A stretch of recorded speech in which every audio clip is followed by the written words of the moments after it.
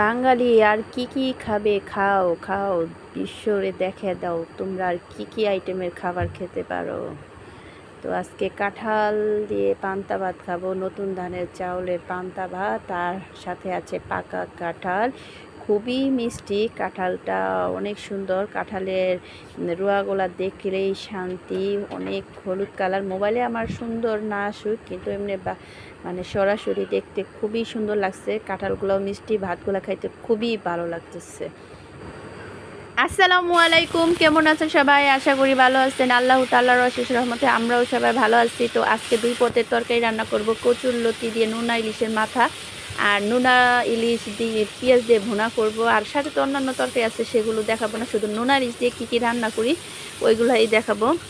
তো দেখতে থাকেন ভিডিওটা, আর ভিডিওর মাধ্যমে জানাবেন কোনো কিছু ভুল হলে।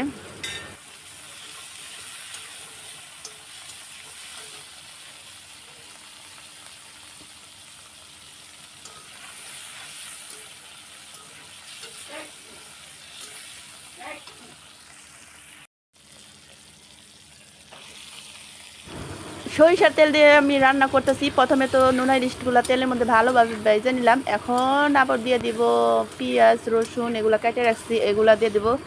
তারপরে ঝাঁকা নাকা করে একটা নাড়া দিলাম। এরপরে দিব মশলাগুলা সব মিশাবো।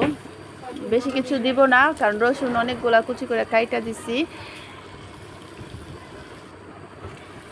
এখন দিব আমি এই ধরেন শুকনো মরিচ, হলুদ, একটু ধনের গুঁড়া, এগুলো সব কিছু দিছি। দিয়ে আমি ভালো করে নাড়াচাড়া কইরা তারপরে ভালোভাবে একটু ভাজা ভাজা কইরা তারপরে মশলা মানে তেল, এখন দেখা যেতেছে না, অনেক তেল দিছি, তেলগুলো পরে উঠবো। পেঁয়াজগুলো আমি এরকম মোটা মোটা করে কাটছি।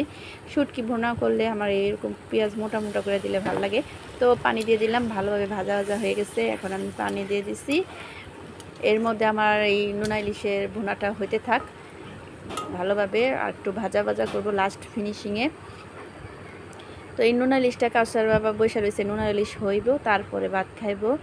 তো নোনা ইলিশ আমার ভুনা করা কমপ্লিট হয়ে গেছে, এখন ওনারে ডাকতেছি ভাত খাওয়ার জন্য। তো কাউসারের বাবা কালকে বাজার থেকে আমার সাথে নিয়ে যায় না, নোনা ইলিশ কিনে নিয়ে আসছে, চাপা শুটকি নিয়ে আসছে, তারপরে কি যেন বলে চেলা মাছের শুটকি নিয়ে আসছে।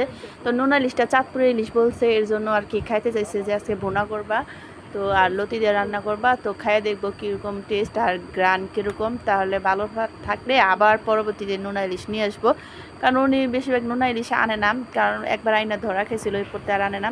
এখন আমি লতি রান্না করা শুরু করে দিতেছি। তো কড়াইয়ের মধ্যে তেল দিয়ে দিচ্ছি, লোহার কড়াতেই সব কিছু রান্না করব আজকে, মানে লোহার কড়াইতে দুই পদের তরকারি রান্না করব, শুধু নোনা ইলিশই। তো তেলটা গরম হয়েছে, এখন আমি নোনা ইলিশের মাথাগুলো ছেড়ে দিছি। এখন আমি মাথাগুলো ভালোভাবে তেলের মধ্যে ভেজে নিব।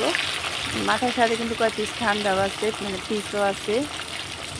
তো ভালোভাবে মাথাগুলো ভাজা হইলে এরপর আমি পেঁয়াজ দিয়ে দিব। এক একজনের এক একভাবে রান্না করে, অনেকে মাখিয়া চাকিয়া রান্না করে, অনেকে বাইরের ছেঁচা দিয়েও রান্না করে। যে যেরকম রান্না করতে পারে, রান্নার হাত যার যেরকম, আমার মা যেরকমভাবে শিখেছে আমি সেরকমভাবেই রান্না করি, কারণ আমার মা চাপা শুটকি ভুনা করে, অনেক মজা লাগে।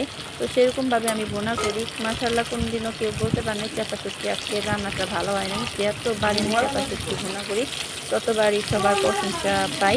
তো কেউ যদি চাপা শুটকির এই ভুনার রেসিপিটা নিতে চান তাহলে কমেন্টস করে জানাই, কারণ আমার মা অন্যভাবে চাপা শুটকি করে, বোনা করে, ওরকমভাবে আমি বোনা করি। তো আমার ভিডিওতে আছে, যদি দেখতে চান ঘুরে আসতে পারেন।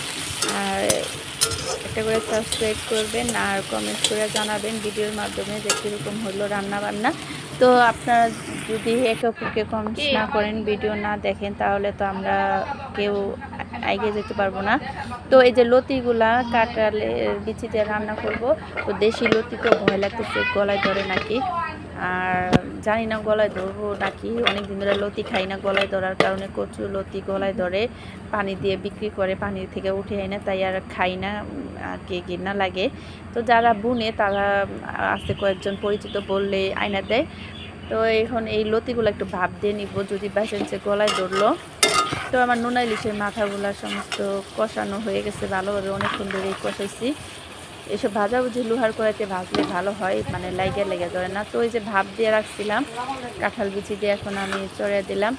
এরপরেও দেখা যায় গলায় ধরে নাকি। এরপরে যদি গলায় ধরে তাহলে তো আর কিছু করার নাই। লাস্ট ফিনিশিংয়ে লেবু সিদ্ধ দিয়ে আর কি, সরি লেবু চিপড়ে সাথে মিক্সচার করতে হবে। যে কোনো জিনিস গলায় ধরলে আমরা লেবু মিক্সচার করে দিই, গলায় ধরে না।